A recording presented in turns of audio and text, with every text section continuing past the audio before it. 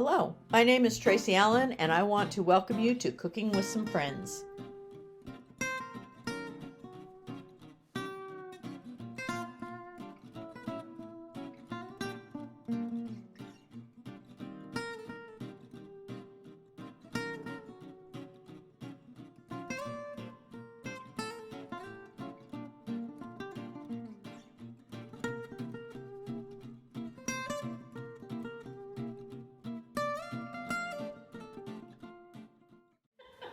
Okay, welcome to Cooking with Some Friends. We have extra help in the kitchen today. Josh, one of my grandsons, is going to give us a hand because we're making carnival foods, and the one we're making is one that Josh really likes, right? What are we making? Corn dogs. Corn dogs, that's correct. So we're going to make a dozen corn dogs, and Taylor's got the hot dogs there, and we need to pat those dry. That way the batter will actually stick to them better. And then she's going to put the sticks in them. And then we will mix up the batter. And I'm gonna mix up the That's batter. right, you're gonna help. Okay, so we've got all of our hot dogs prepped. Josh helped stick some of those sticks in the hot dogs so they're ready. And now we are ready to make our batter. So Josh and Taylor are gonna take care of this for me. We have dry ingredients that they're gonna mix together. So they have 1.5 cups of cornmeal. Not yet. Okay. And 1 1/4 cups of flour. Okay, ready? Yeah. Why don't you go ahead and start mixing that up together a little bit. And 1/4 cup of sugar. A tablespoon of baking powder. And 1/4 teaspoon of salt. So mix all those up. And while Josh is mixing the dry ingredients, Taylor's gonna mix the wet ingredients. Wait, I want to mix the. Well, you can mix them some more after yep. she's done, okay? So this is the buttermilk. Yes, we have 1 3/4 cup of buttermilk. And if you don't buy buttermilk at home, you can actually make your own by adding a little bit of vinegar to whole milk. So, and then she will add 1 egg. This is hurting my hand. It's hard work cooking. Yeah, it can be. Hold on to your bowl or you'll have it on the floor. And a tablespoon of vegetable oil. God, smash it up first. Good job. And a tablespoon of honey. Which I might I need practice a at home for a cake. Okay, you got a bowl? I think it's better with. There you How go. did you do Yeah. this? Oh yeah, Alright. probably I got the dry ingredients, Yeah. so it's harder. Yep. You It got could be, the yeah. so easy ingredients. Mom You took have- the easy you job. have the harder didn't she? job, that's right. Okay. And once those are both mixed well, then we're going to mix them together. And you really can't. Josh, just hang on. You really can't overmix dry ingredients when they're by themselves or wet ingredients. But once you add the two, if you overmix, it makes the gluten in the flour tough. So it wouldn't be as good. Once we get that batter made, we're going to put it in a large cup.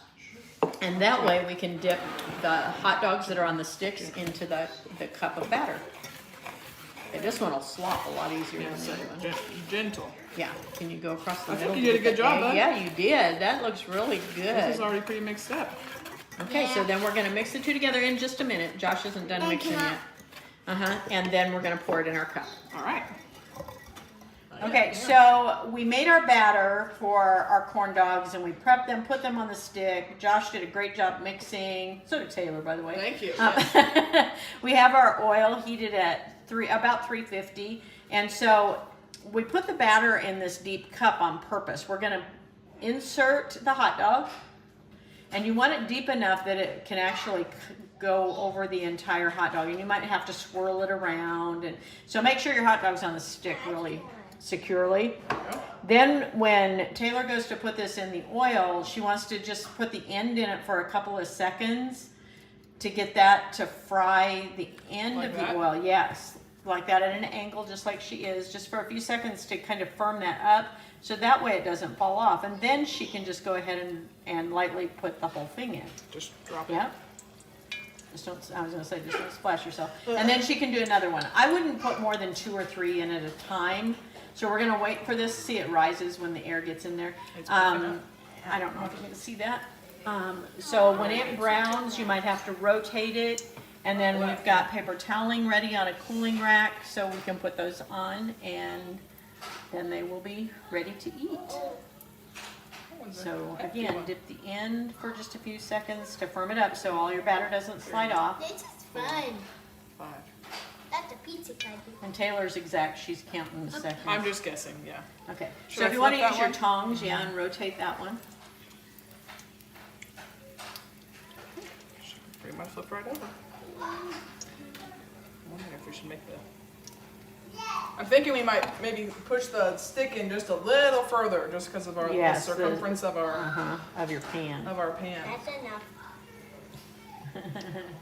All of them? Josh is a corn dog connoisseur. That's so right, so he knows what he's looking for. I think you have. So we'll do this for the rest of the 12 that we have, and then they'll be ready to eat by kids or adults, Brian. I would say this one's pretty close. Yep. What do you think? A little bit Leave it longer? just a few seconds more, but yeah, looks pretty good. Is the steak going to be super hot? Well, that's why we put it on paper toweling and let it cool down a little bit, Yeah. Josh. That'll cool.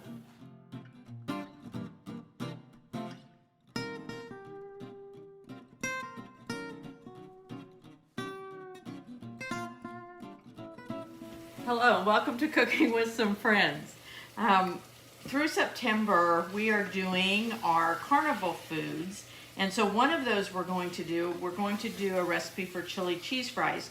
And you could actually use this on nachos instead of fries, or you could use it on tater tots if you want to. But I'm making the chili now, and then I will put my fries in to bake, and it'll take about a pound of French fries, and I'll put those into bake, and then I'll make the cheese sauce. So in my pan, I have about a pound of hamburger browning and just a tiny bit of oil, and I've added salt and pepper to that. I'm also going to add some spices, and if you use a less lean ground beef, you wouldn't have to do the oil, but I'm going to add some spices to that. And in my ramekin, I have a tablespoon of cumin, a tablespoon of chili powder, a tablespoon of smoked paprika, and a teaspoon of cayenne.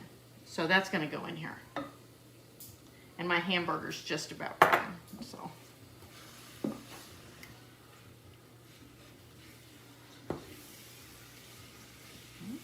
Now I want to cook that and bring it up to a simmer, just to get those flavors to marry in with the beef. If you like a hotter chili, you could add a spicier chili powder instead of just the normal, just the regular. Okay. So it's pretty dark in color, and the ground beef is all cooked all the way through.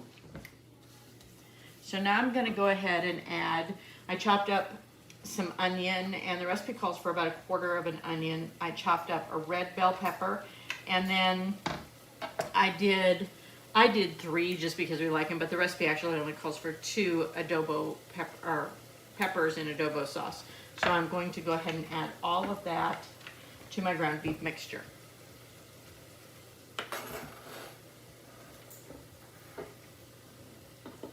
Onion.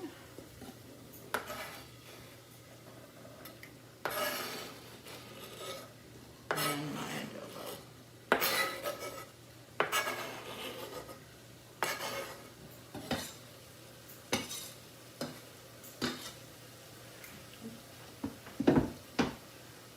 Also on the background, we're having baked chicken for lunch tomorrow, so my noodles are drying on the counter. So that's not part of tonight's recipe, but it will be a future one, maybe. Okay, so I want to bring that, like I said before, up to a simmer, but I want that to cook about 10 minutes as it is, just to cook those onions so they're a little more tender, and the peppers as well. So I will come back when I'm ready to go on from here. About 5 minutes into my 10 minutes of cooking my hamburger with the onions and peppers and salt and pepper and seasonings, I went ahead and added about 5 or 6 cloves of minced garlic and let that cook about another 5 minutes to get that flavor in. Now I'm going to add a can of tomato paste to this, and then I want this to cook again for another 10 minutes.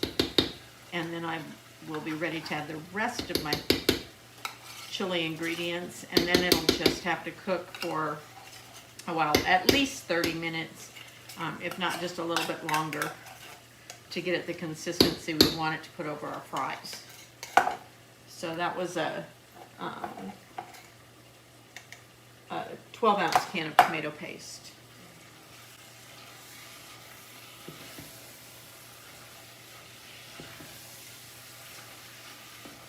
Okay, 10 more minutes. All right, as you can see, our chili is just really meaty looking and thick, so we have to go ahead and add the rest of the ingredients that go in here. And so I have a 12-ounce can of petite diced tomatoes, and I have 2 cups of beef broth, and I have one of my sons who would say, stop adding ingredients right there, but I still have a couple things to add. I have one of my sons who doesn't like beans in his chili. So the only other thing I'm going to add, I have a can of black beans and a can of, you can use red kidney beans, you can just use red beans. And I've rinsed and drained those, and they're going to go in my chili. Now I want to bring this up to a boil. And once it boils, I need to drop the heat and cover it and let this cook gently for at least 30 minutes. And you can do it depending on the consistency you're looking for and for the flavors you're looking for. You can go 30 minutes or you can go over an hour. It just depends on your personal preference of the thickness of the chili. As you can see, it's already pretty thick. So boil, reduce the heat, cover it, and just let it cook slowly for at least 30 minutes before it's ready.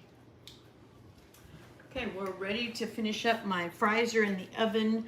Our chili is getting nice and thick, if you can see it, and it's ready to go anytime we are. It's been cooking for about 35-40 minutes, right in there.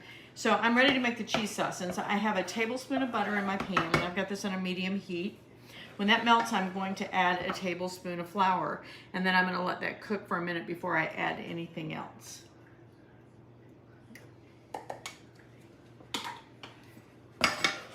Stir that in.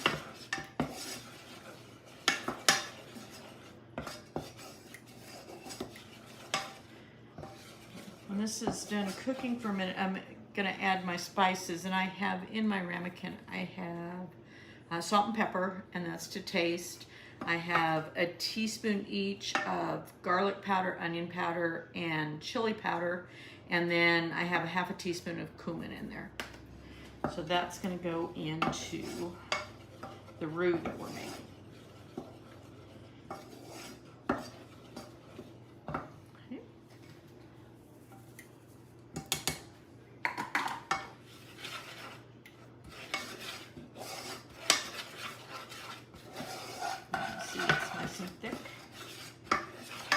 So in my measuring cup, I have 1 3/4 cup of heavy cream.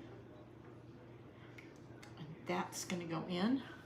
And I left my cream out in case this gets thicker than I want it to. I can always add more.